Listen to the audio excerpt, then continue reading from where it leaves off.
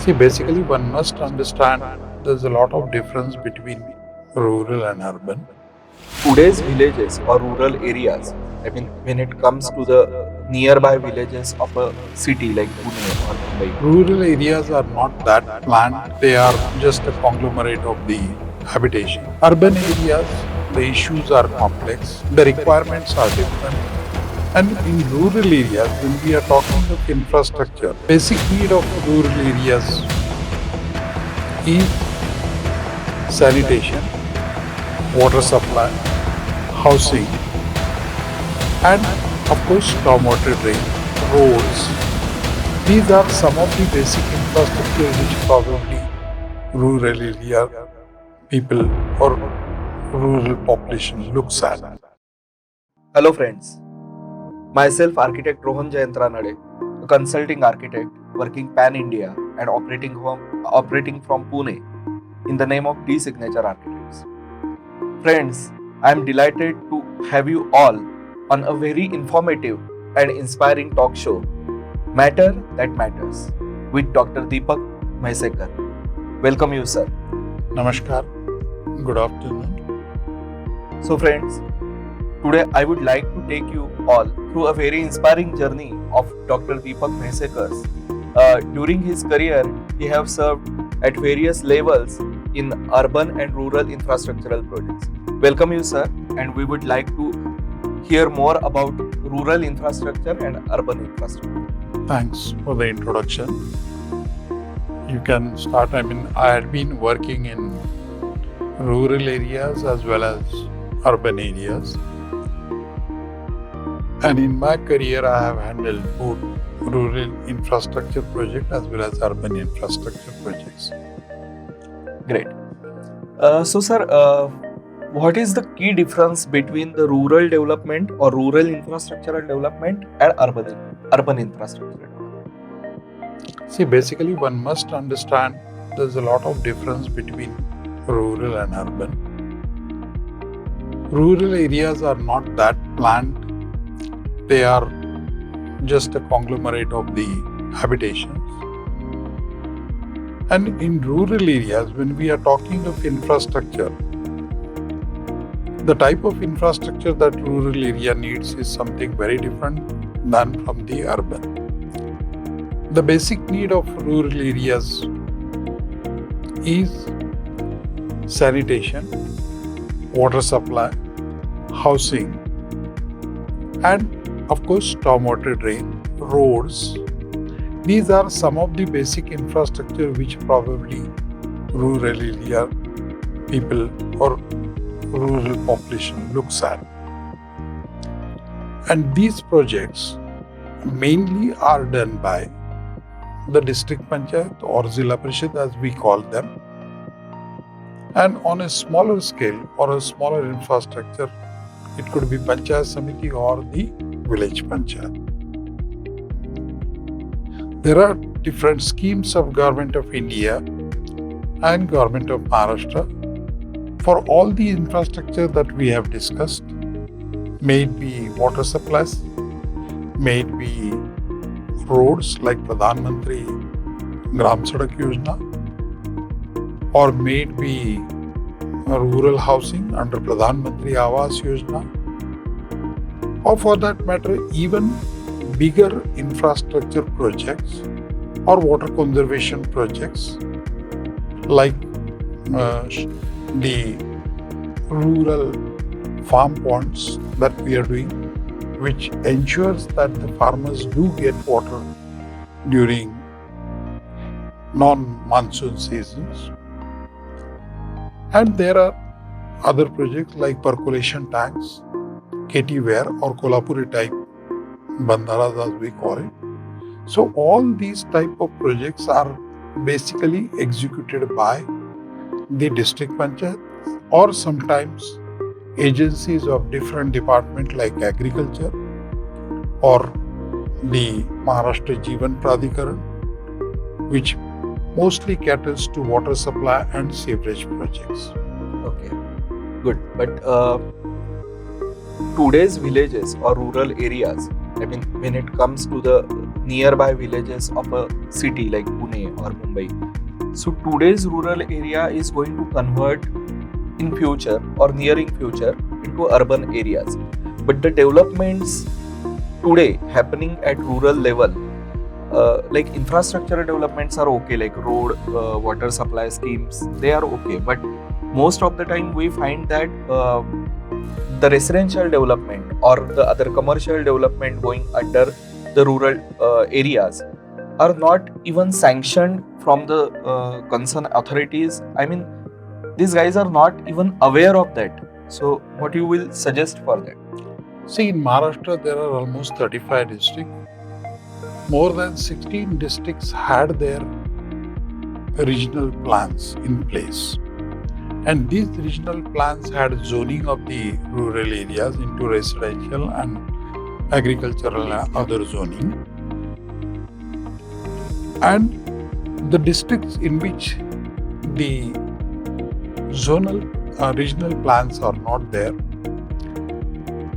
the assistant director town planning is there who assists the district magistrate or the district collector who sanctions the construction in these areas. As rightly pointed out by you, in bigger cities like Mumbai, Pune, even Nagpur, Nasik, Sambhajinagar, the fringe areas near the cities are rapidly growing, and though they are classified as rural areas or today, they are going to be the future urban areas. And considering this fact, we already had MMRDA, that is Mumbai Metro Region Development Authority, which caters to most of Mumbai as well as Thane and peripheral area to Mumbai. PMRD. For Nagpur, there was NIT, which was established in 1927 by the British, because Nagpur was a capital city then of Central Province. And after the PMRDA came into existence, like Pune Metro Region Development Authority, simultaneously Nagpur Metro Region Development Authority came into existence. There are two more Metro Region Development Authority for Nasik and for Sambhajinagar. But these two are yet to start functioning in its fullest potential. So these regional development authorities are given an assignment of carrying out development works in peri-urban areas. And in NMRDA's case, or for that matter PMRDA's case, they have also become planning authority in addition to development authority. So there is a difference between the two. The planning authority would be deciding for the spatial planning of the area, what kind of zoning it should have, what kind of development regulations will it be controlled by, what kind of FSI would be admissible there, what kind of TDR, whether TDR would be admissible or not. So all these monetary and non-monetary instruments are used by planning authority. As I said, MMRD is only development authority. For Mumbai, you have BMC there as a planning authority, but MMRD is only development authority. In NIT's case or NMRD's case, it is planning and development authority for the fringe areas, but it is only development authority for the corporation area, wherein the planning is done by the Nagpur Municipal Corporation. So likewise, every planning authority and development authorities are specified and their roles are fixed, differentiated. For rural areas, as I said, the planning is mostly governed by the regional plans or the district collector. And development authority or development projects are being implemented by different agencies. It could be Public Works Department for road infrastructure. It could be Zilla Parishad or MJP for water supply and sewerage. It could be village panchayat in collaboration with district panchayat for rural housing. So different agencies are playing their roles in providing infrastructure in rural area. So one must understand planning and development concept differently and the roles of the different planning or development authority accordingly. Yes, they have different roles in principle, but Gram Panchayat are not having the rights to regulate or to give permission for construction, right? They do have, Okay. but that is restricted only to the area of Gauthan, as we say, the original Gauthan. Original. Every village had original Gauthan, and as we are talking of in the bigger cities, fringe areas, they are not part of the original Gauthan, where probably the village panchayats are not supposed to regulate or plan. Those will go to the district collector or the regional development authority if it is there, regional planning authority if it is there. Village panchayat, as we know, the 73rd constitutional amendment gave certain powers to village panchayat, to panchayat samitis and to the district panchayats. Prior to 73rd constitution, the role of the local bodies was only governed by the directive principles of the constitution. To be more precise, 40 clause, 40 number article set directive principle in which development of the local bodies was local self-governing bodies. But after 73rd and 74th constitution, 73rd constitution made it mandatory to have three-tier panchayat raj system, that is district panchayat, panchayat samiti and village panchayat. And for the states where the population is less than 40, like most of the northeast state, it is two-tier, that is district panchayat and village panchayat. Village panchayat, no panchayats. No panchayat samiti. So it was a very well clearly defined in the constitution how their constitution would be, and in the same amendment there was one more schedule added to the constitution in which subject to be dealt by the local bodies was specified. As far as urban local bodies are concerned, we had 74th constitutional amendment which talked about urban governance, which talked about local self bodies in urban areas and the subjects that they would be dealing with. So it is very clearly defined as to who is to do what and what are their powers and their duties. Right. But do you feel, sir, in rural planning, with rural planning authority or any kind of governing body, when they do the rural plan, do you think that architects are needed there to serve or to help them to see the bigger picture of that rural area while the cities are growing like they don't have any stopper? So see, for cities as well as rural areas, planning, as I said, it's a spatial planning concept. Right. When you talk of planning, what is the total area of the rural or urban local body? Okay. And how do you wish to divide it into further? Okay. There are guidelines of Government of India. Say, for example, if there is a 5 square kilometer area in urban areas, there will have to be, say, one school, middle school or high school. There will have to be one playground. There will have to be one crematorium. There will have to be certain residential area and commercial areas. And of course, other public markets and other. Everything is defined as to what is required. Based on that, either we prepare district plans, district development plans, or regional plans, or for that matter, development plans of the cities. Now the question is the implementation of the development plans. Because in many of the cases, say if there is a playground to be built or developed. There is a school building to be developed. The local body doesn't have that much of resources with it to develop it, and secondly, probably the development proposed, the ownership of that land may not be with the local body. So Maharashtra Town Planning Act 1966, there is a provision under which these lands could be acquired and developed by the local body. As I said, local bodies are financially constrained.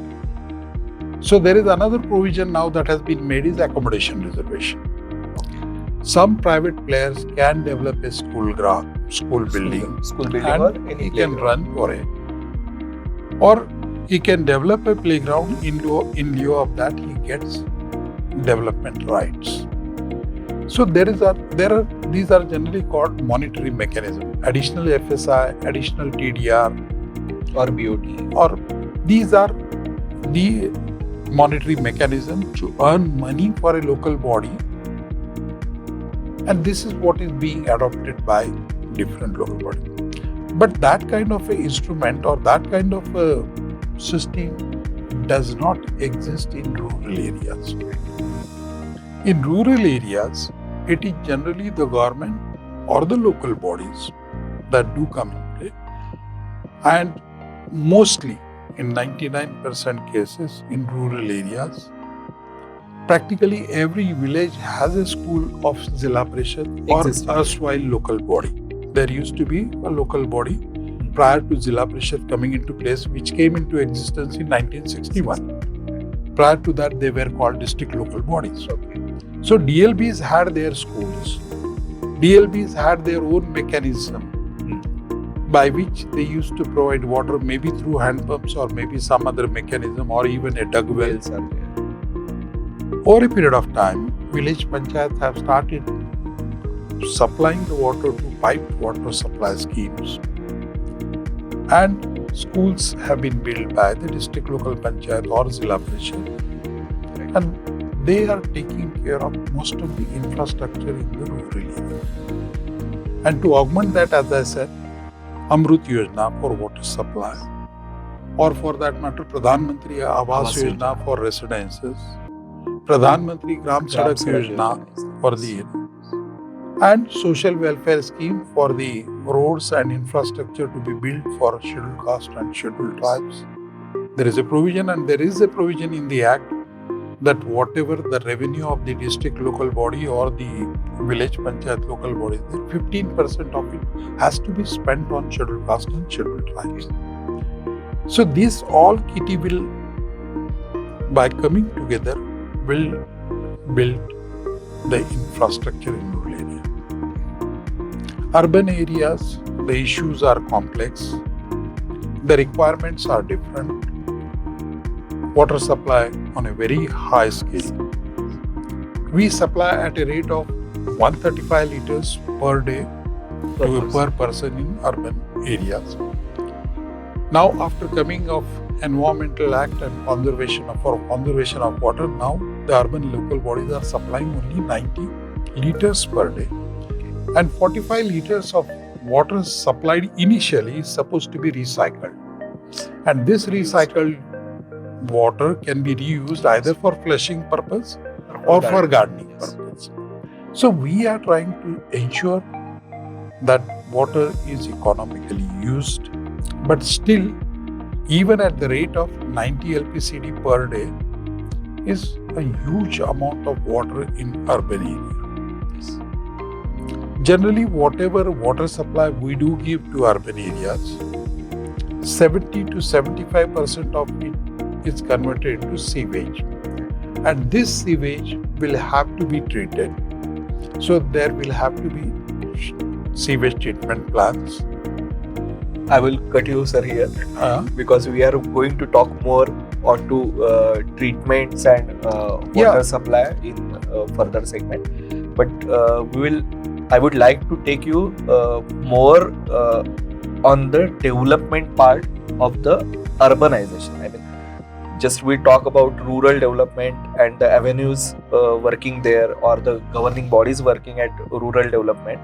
but would like to know more about how the urban development is going through a layered environment or a layered manner, and what are the intricacies or urban development. See, one must understand, at one point of time, we were having almost 70% of the population of India was in rural areas. Slowly, urbanization is picking up, and as it stands today, we have more than 38 to almost 40% population living in urban areas. This we are talking across pan-India. Yes. But when we are talking of states like Tamil Nadu, Maharashtra, or for that matter Gujarat, Karnataka, which are highly urbanized states, we shouldn't be surprised in another maybe 5 to 10 years will be more than 50% urbanized. Maharashtra as well as Tamil Nadu. The more the urbanization is, the more urban issues will crop up. The more urban infrastructure will have to be developed. In Maharashtra, as it stands today, there are 27 municipal corporations, almost 232 municipal councils and Nagar Panchayat. So through these, we do administer the urban area. Basically, rural and urban the distinguishment between the two is very methodically done. If the population density is more than 400 people per square kilometer, that is a criteria for urbanization. Secondly, 75% of the population in the urban area should be dependent on non-agricultural income. So they should not be involved into agricultural business or agriculture allied business. So if these two criteria are satisfied, we call them an urbanized area.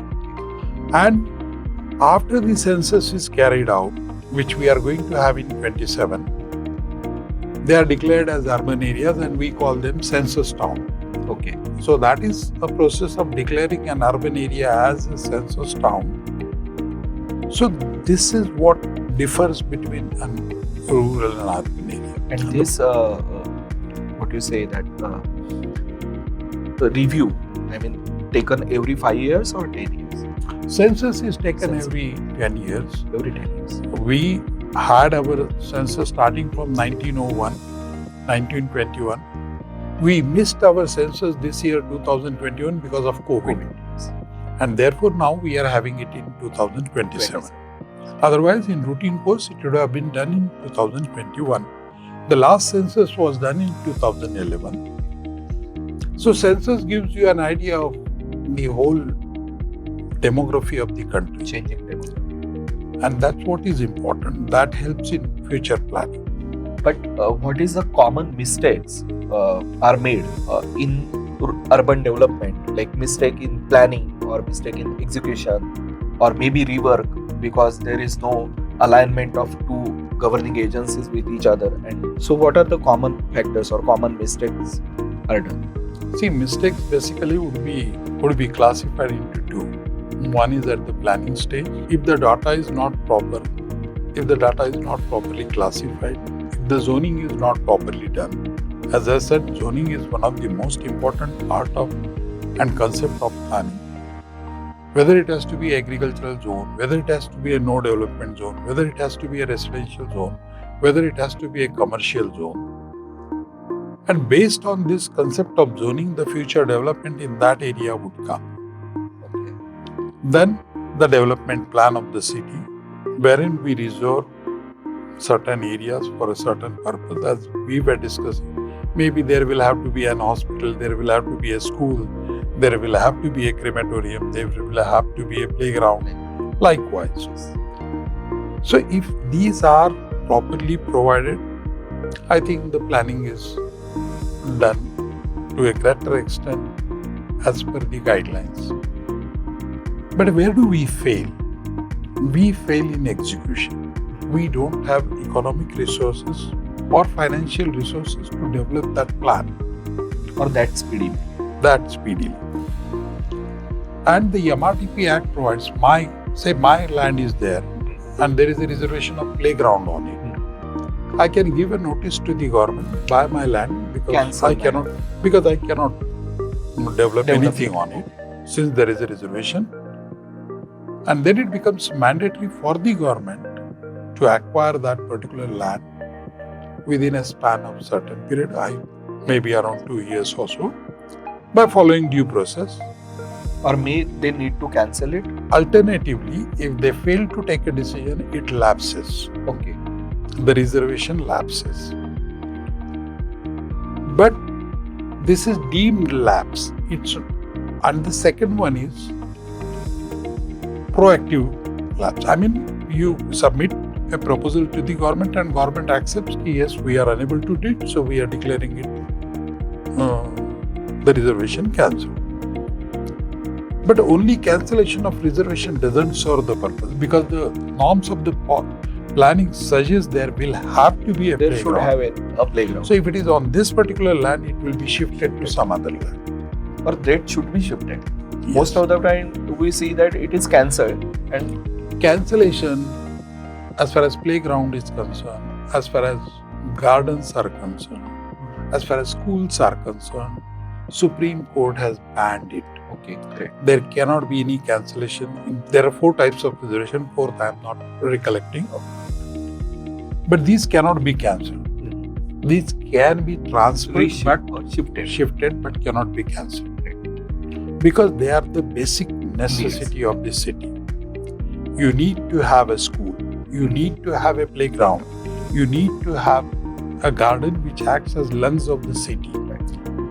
So if you start cancelling those, then it will be just a cement concrete jungle. Or it will fail eventually. So therefore, Honorable Supreme Court has given a blanket stay on certain reservations to be cancelled. And they will have to be shifted with a proper analogy for the same, proper reasoning for the same, or alternatively, planning authority will have to develop. So where do we fail? We fail in execution of the plan that we had decided.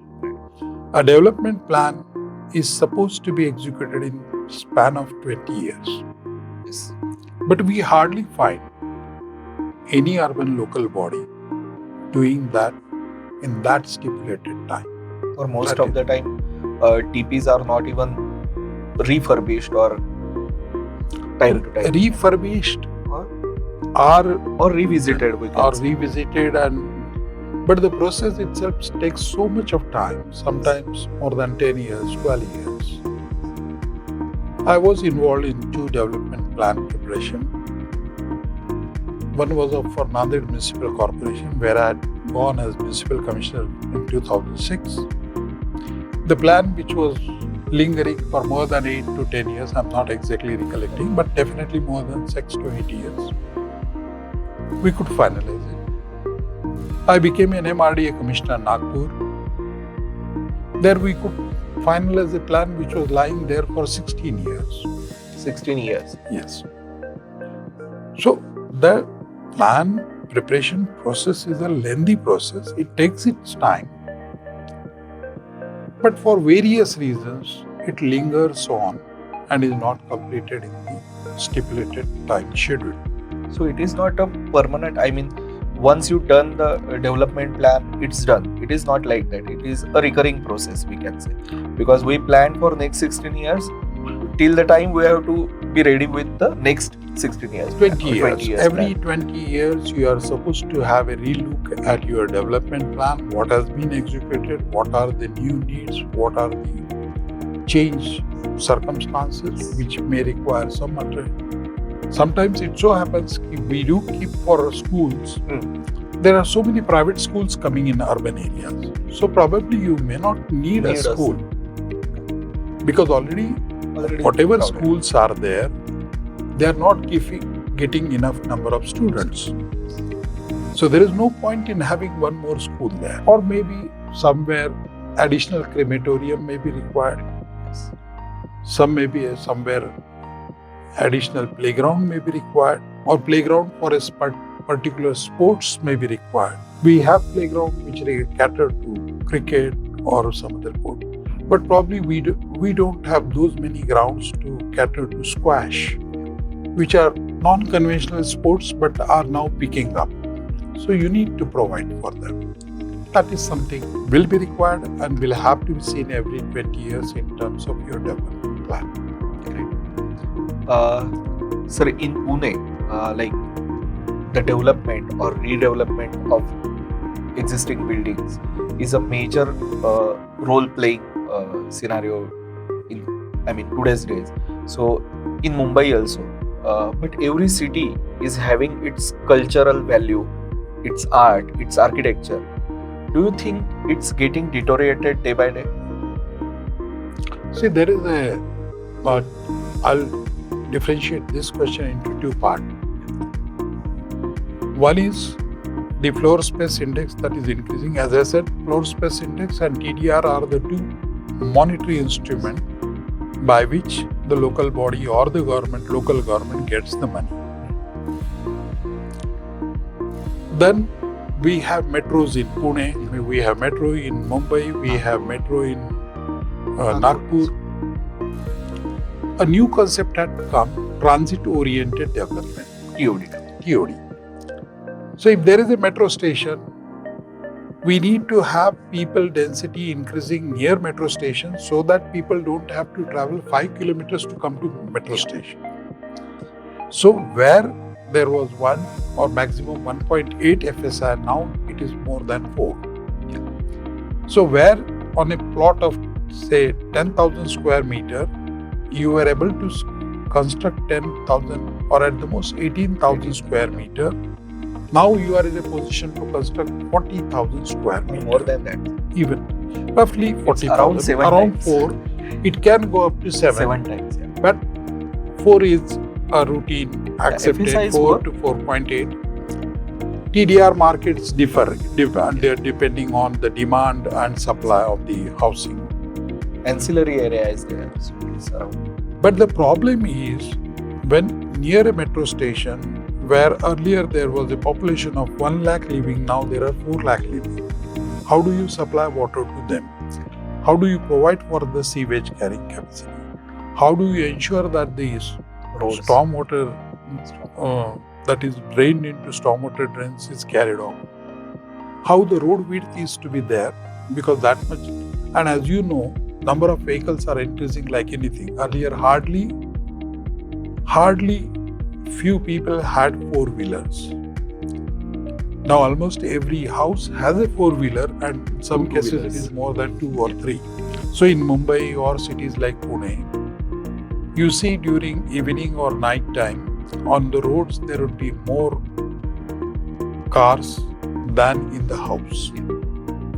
Most of the cars are parked on the road because they don't have any parking space, and the roads are then become only half functional.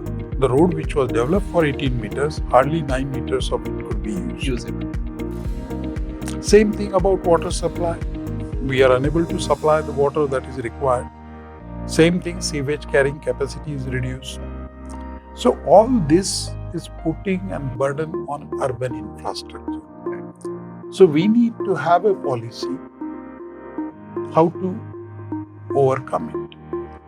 There are different ways of doing it. In some Western countries, they are putting congestion tax. Say for in London, if you have to go to central London, your car will be charged £10 extra. Okay. In USA, if your car has more than 3 persons, then only you can drive in the right lane. More than 3%? 3%. If there are only 2 persons in the car, you cannot drive in the right lane.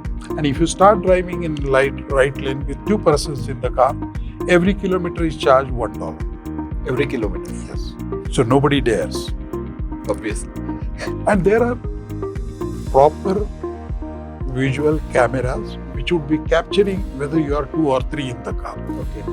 And immediately a alert comes to your car, you are now being charged. You are being charged. Directly charged? Yes. So these type of interventions do we need to have? Or for that matter, Singapore. There a car costs you $10,000, but you have to take a permit to buy a car, and that costs $88,000. More than. So 8 times the car cost. So tomorrow, if you are buying a car of 10 lakh, you will have to pay 80 lakhs for buying that car. 10 lakh car. So who is going to buy it? So then the public transport is used. And therefore, even in Pune, in Ahmedabad, we had tried a concept of BRTS, Bus Rapid Transit System. Unfortunately, it didn't succeed in Pune. And now we are having metro. Ahmedabad, it partially succeeded. So different interventions can be tried on. Different interventions will have to be worked on to make cities more livable, to ensure that cities are not crumbling under the infrastructure pressure. Otherwise, the total infrastructure of cities at one point of time may collapse, and probably we may not have any answers to it. Absolutely. So, as you said, sir, the load on infrastructure is getting increased day by day. So, what care should be taken while designing the infrastructure, keeping the future in mind? Like when we plan a city, we make a DP or development plan, and it's a ongoing process of designing or planning. What should be the criteria, or what care should be taken while giving permissions to such kind of huge number of redevelopment, or because no one can govern that kind of numbers. Every builder want to do redevelopment at every level, but how to guide it or how to control it? See, there are two things. One, you said, how does one plan a city? As I said, the planning, the spatial planning and other planning I was talking of, that is a statutory method. But when we had Jawaharlal Nehru National Urban Mission in 2006 and now Smart Cities Mission, we are supposed to plan for coming at least 30 to 40 years. We call it City Development Plan. The statutory development plan is something different from City Development Plan. Statutory development plan will be developed in terms of spatial planning only for considering 20 years to come. But in a city development plan, it is almost done for more than 30 years. And in preparing a city development plan, we also go by population projection. Okay. For example, when we prepared a city development plan for Nanded in 2005, we said what would be the city, where the city would be going in 2023. Okay. And then from 2023 to 2038. So what are the population projections, where the population of the city would go? And on the same analogy, all the cities, there were 65 cities under National Urban Renewal Mission. Those were asked to prepare their plans. And when these plans were prepared, based on the population projection, what is going to be the requirement of water, what is going to be the sewage generation, then mobility plan, how the city traffic would move, where would be additional widening of roads should be required, where additional roads should be required, or for a city like Nanded, or for that matter even Nasik, where the city is divided by a river, how many bridges, crossover bridges would be required, even in Pune for that matter. So all these factors were considered while preparing a city development plan. At the same time, there are nalas in every city. That could be small nalas, small rivers turned into nalas. So stormwater drain carrying capacity, how much it is going to increase over a period of time, and how you develop the stormwater sewerage plan of the city or stormwater drain plan of the city. So these all things were considered, and based on that, the projections were done. Simultaneously, Based on this projection, what would be the additional requirement of housing? And that was covered under National Urban Renewal Mission, basic services to urban poor, wherein water, sewage and housing was provided to them. We planned for 26,000 houses in Nanded, mostly in C2, and we could develop 19,500. The three other were, for one or the other reason, couldn't materialize because the land ownership was not with the corporation. Same thing happened in Pune, same thing happened in Pimpri-Chinchwad, because these were National Urban Renewal Mission's cities. Same time in Nanded, almost 250 kilometers of water supply line, 240 kilometers of sewerage line, 50 kilometers of road, 7 bridges, and in addition to that, a riverfront. All these works were carried out simultaneously. And these works were carried out in Nanded. In other cities also it was carried out. Pune also had BRTS in NERM only. And the cities tried to gear up for the future population explosion, we should say. Now we have different schemes, smart city scheme. Of course, in addition to the basic infrastructure that is required, like just we were discussing, water supply, sewerage and roads, there are some additional requirements that have come up. Maybe city requires a good CCTV network, in view considering the security. The city requires internet connectivity. So these are certain, and we are becoming now more alert about environment, and therefore maximum use of renewable energy. May it be solar PVs, solar photovoltaic cell for electricity generation, solar hot water, electric vehicle utilization. Government of Maharashtra has come out with a special electric vehicle policy of 2025. And Government of Maharashtra has decided, I think day before yesterday only it was announced, by 2035, 50% of the buses in the state would be EV buses, electric vehicles. And it's already started. We are seeing that EV buses are running on roads like from Pune to Mumbai or Pune to Nashik, Pune to Kolhapur. There are EV buses on long route also. And in view of the recent U.S., Israel and Iran war, the need to shift to renewable energy is more emphasized and more required, because whatever limited fossil fuel we had, it is getting exhausted. And there should be an alternative source of energy. There will have to be there, because 2 points, fossil fuels probably may not be available. Secondly, the renewable energy is non-polluting energy, and that is what is required. Sir, you have worked on riverfront development at Nanded, right? And you were recognized at national level for the same project? Yes, we got awards.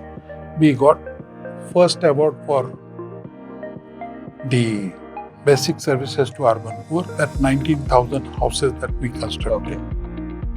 We got second award for water supply, second award at national level for sewage system, and riverfront development was also appreciated by Asian Bank. In addition to that, the special road design that we could develop, wherein there was a main carriageway in between, there was a multi-utility zone for hawkers as well as other utilities, Visitors. then cycle track, and then footpaths for the pedestrian. So this road design was again very much appreciated by World Bank. This was something that we tried to do. Maybe that design concept was much ahead of time for India. But now this is getting, or it is coming in prominence everywhere. In Pune, we also have certain areas where the cycle tracks are there. I want to ask you about the riverfront development. Pune's hot topic is riverfront development because some mindset is against it, some mindset is for it. So, what are the key features that should be keep in mind while doing such kind of riverfront development? First of all, is it needed or is it a mandatory to do a riverfront development? See, riverfront development can be done for two reasons. One is aesthetic. You need to have beautiful surrounding. On one hand, we say rivers are our most pure and holy thing. We would like to take a dip in it. And at the same time, we throw all garbage in river. Sewage, we ensure that it goes to river. So, एक तरफ हम कहते हैं कि गंगा माँ है और दूसरी तरफ गंगा माँ को तो सबसे ज्यादा पोल्यूट करते हैं, नहीं करते, तो उसको प्यूरिफाई करना है. So that could be one aspect, and second is beautification. Now, what is the purpose for which you are doing it? Pune project, I would not like to comment on it because I was party to give it environmental clearance. And it is a subjudice matter now. So I would not be commenting on it. But we did what best we could do.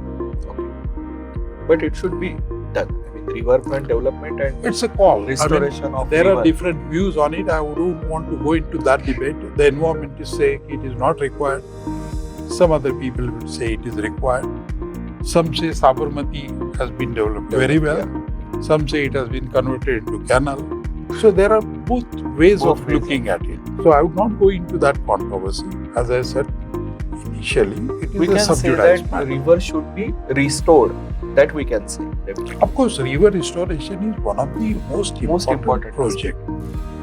In fact, that I conducted in Chandrapur when I was Chandrapur collector. There is a Irai river which was silted because of the fly ash which was coming out of the power plants. Okay.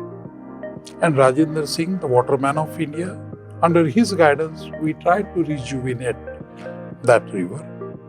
And we were quite successful. He appreciated it very much. And Mutha river that flows in between Pune city, it must be rejuvenated. I mean, yes, rejuvenation and whether beautification needs to be done or not is a call to be taken, but definitely it needs to be purified, it needs to be cleaned up, and it needs to have a clear flow. That much one and everyone would agree to it. So, as we see, like restoration of rivers, you earlier also mentioned that renewable energy, we have to concentrate on renewable energy also, restoration also, water supply also. So when we planning for future, I mean, cities are developing like hell now. If we see Pune or Mumbai, there is only vertical development. Horizontal development is not possible in city area, at least. In suburbans, yes, there is a land parcels where we can do horizontal development. But looking towards future, what you will suggest for city planning, or do you think that nuclear cities are addressing future? Whether it has to be a nuclear city or a spread out city will depend on the need of the city. But planning will have to be definitely thought of. Person living in Hinjewadi going for work Kharadi, and person living in Kharadi or Hadapsar coming to work for Hinjewadi is not a proper city planning. Yes. Because he drives through all the day, may take 2 hours to reach his office and another 2 hours to come back. Absolutely. So that's a wastage of human power. We are having a terrible loss of productive human working hours. Or for that matter, a student in Hadapsar coming to a school because it is well known to Shivaji Nagar, Or from Shivaji Nagar, somebody going to Kalyani Nagar. I think that's a useless thing. We cannot plan cities this way, and we shouldn't be planning this way. Whatever best school is available in nearby vicinity, you have to ensure that your child goes there. While designing a working factory or office, we should be thinking of residential colonies nearby. Okay. So that people stay nearby, they don't have to travel too much and waste their energy in traveling. So we need to plan in a different way. Whether it has to be a vertical development or horizontal is a very big debate going on. China, or for that matter, even Middle East, many countries are preferring vertical development rather than horizontal development. Wherever the land is scarce, you cannot think of horizontal development. And the more you develop horizontally, there would be more issues of transportation, there would be more issues of mobility. Because it spread. It spreads. And in case of India, in a country like India, the more you expand, you are taking agriculture land in your purview. So whatever is going to be produced for our future generations for eating may not be available. The land gets converted from agriculture to non-agriculture. Nothing is grown on it, and maybe some housing complex comes on it. So the number of people would be increasing, the demand for food grain would be increasing, but the food producing area is getting reduced.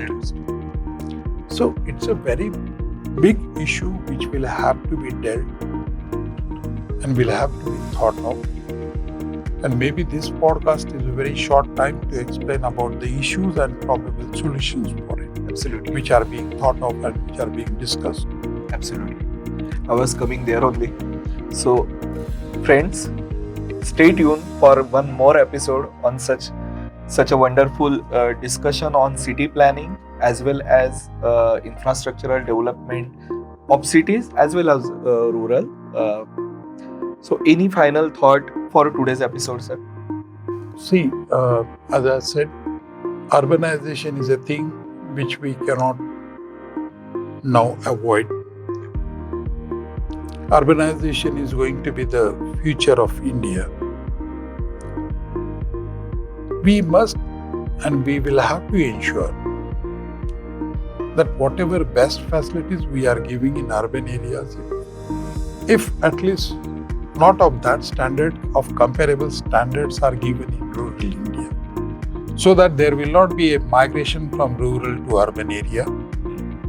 And the pressure which is already there building up in urban area in terms of population is slightly eased.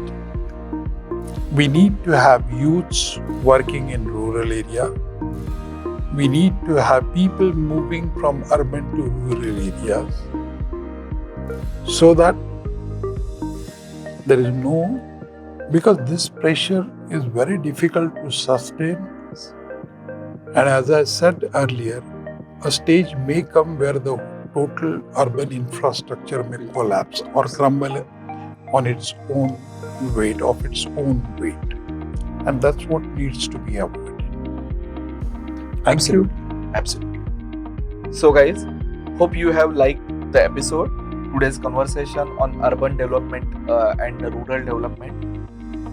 We would like to have one more episode on urban development. Whatever the questions in your mind that not covered in today's episode, please write in comment. We will be delighted to answer your questions, and we'll have Dr. Mhaisekar one more time on this topic. You can find us on Spotify and on Amazon Music. Thank you. Thank you. Namaskar.